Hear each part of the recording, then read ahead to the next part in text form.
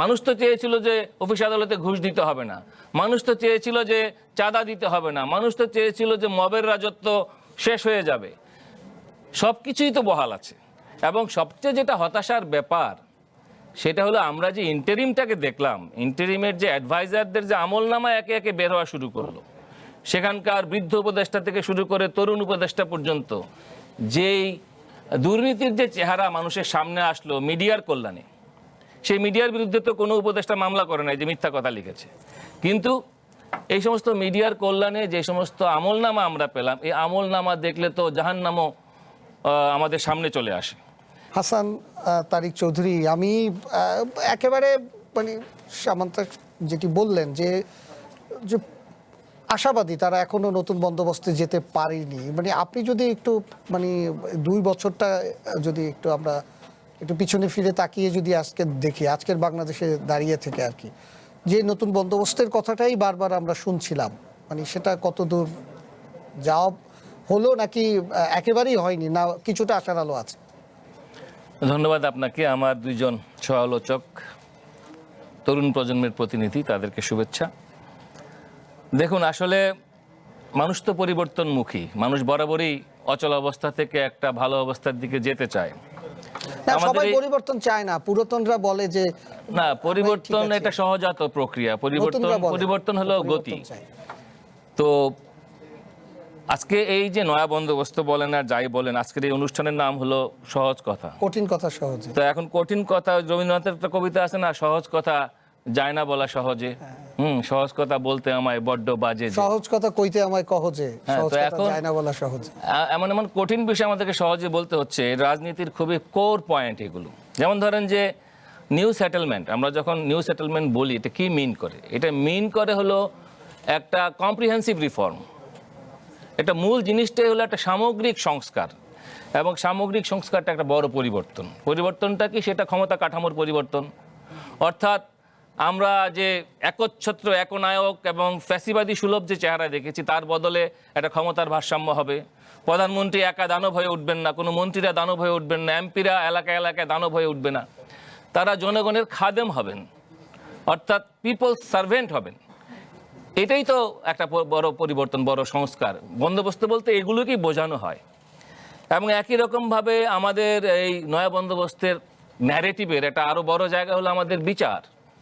অর্থাৎ যে বিচার প্রহসনে পরিণত হয়েছিল, সেই বিচার যেন ন্যায্যতা এবং নীতির জায়গায় প্রতিষ্ঠিত হয়।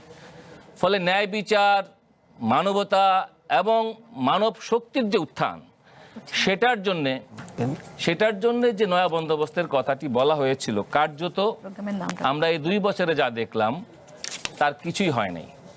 মানুষ আবার হতাশ হতে শুরু করেছে। এমনকি এই আন্দোলনে যে তরুণরা অংশ নিয়েছিল, সামান্তাদের সাথে যারা মিছিলের সাথী ছিল, সেই মিছিলের সাথীরা অনেকেই মিছিল থেকে হারিয়ে গিয়েছে, রাজনীতির ময়দান থেকে তারা কিন্তু হারিয়ে গিয়েছে। তারা রাজনীতির মধ্যে নাই, তারা একটা পরিবর্তনের জন্য এসেছিল, পরিবর্তনের জন্য লড়াই করেছিল। পরিবর্তনটা তারা যেভাবে চেয়েছিল সেভাবে হয় নাই, যার ফলে আমার বলতে ইচ্ছে করে মিশে গেছে, তারা আবার জনতার কাতারে মিশে গেছে। সেটা বলতে চাচ্ছেন?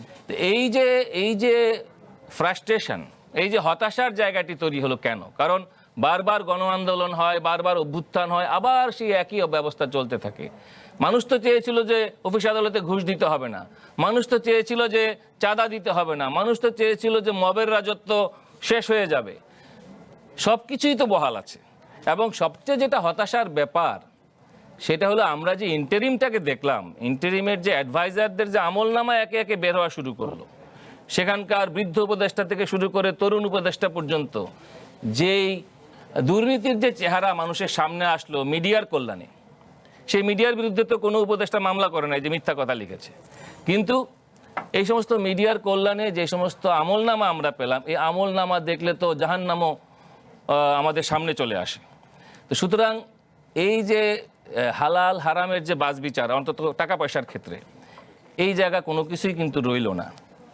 ফলে নয়া বন্দোবস্তের জায়গাটার ক্ষেত্রে আমি বলবো যে বঙ্কিমের উপন্যাস কপালকুণ্ডলায় নবকুমারকে বলেছিল, পথিক তুমি পথ হারাইয়াছ। তো আমাদের এই নয়া বন্দোবস্ত আসলে পথ হারিয়েছে, নয়া বন্দোবস্ত হয় নাই। এখন এই জায়গাটা হবে কিভাবে, সেটাই হলো এখনকার আমাদের বিবেচ্য বিষয় হওয়া উচিত। এবং সেই জায়গাটা আমি ফোকাস করব একটা দেশকে বোঝা যায় তার ইকোনমিক্স দিয়ে, তার অর্থনীতি দিয়ে।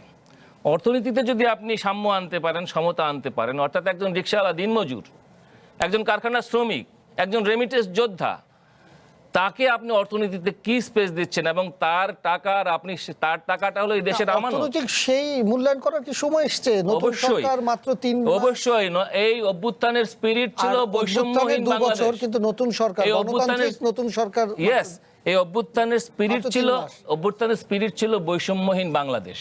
বৈষম্যটা আসলে কিভাবে হয়? আচ্ছা, বৈষম্য দূর হয়নি। বৈষম্যের জায়গাটা হয়, আপনি তো রাতারাতি বৈষম্য দূর করতে পারবেন না সবকিছু, কিন্তু আপনি যাত্রাটা শুরু করতে পারেন, বিসমিল্লাহটা করতে পারেন।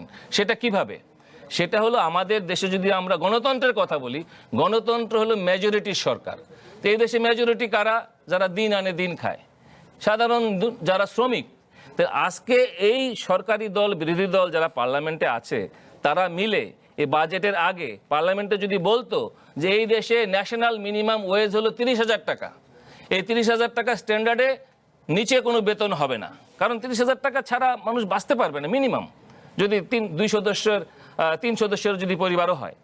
তো এই ন্যাশনাল মিনিমাম ওয়েজ ডিক্লেয়ার করার মধ্য দিয়ে বোঝা যেত অন্তত যে এই জায়গায় সরকারি দল, বিরোধী দল ঐক্যমত এবং তারা একটা ন্যাশনাল মিনিমাম ওয়েজ করেছে, এই দেশের মেজরিটি মানুষ অন্তত এইটা আশা করতে পারে। কিন্তু আমরা দেখি যে প্রায় 7 লক্ষ কোটি টাকার বাজেট, 35,000 কোটি টাকার পদ্মা ব্যারেজ প্রকল্প ইত্যাদি হচ্ছে, খুব ভালো কথা। কিন্তু যে মানুষের জন্য এই পদ্মা ব্যারেজ, যে মানুষের জন্য এই অভ্যুত্থান, যে মানুষের জন্য এই এত বড় বড় দালান কোঠা, রাষ্ট্র কাঠামো, পার্লামেন্ট, সে মানুষের কথা কোথায়? সেটা কিন্তু বর্তমান বন্দোবস্তে দেখা যাচ্ছে না। ফলে নয়া বন্দোবস্ত বা সেকেন্ড রিপাবলিকের কথাও তখন হয়েছিল, এই সমস্ত বিষয় কিন্তু এখন কালের অতল গহ্বরে হারিয়ে গিয়েছে। মানুষের মনে দানা বেঁধেছে এক বুক হতাশা।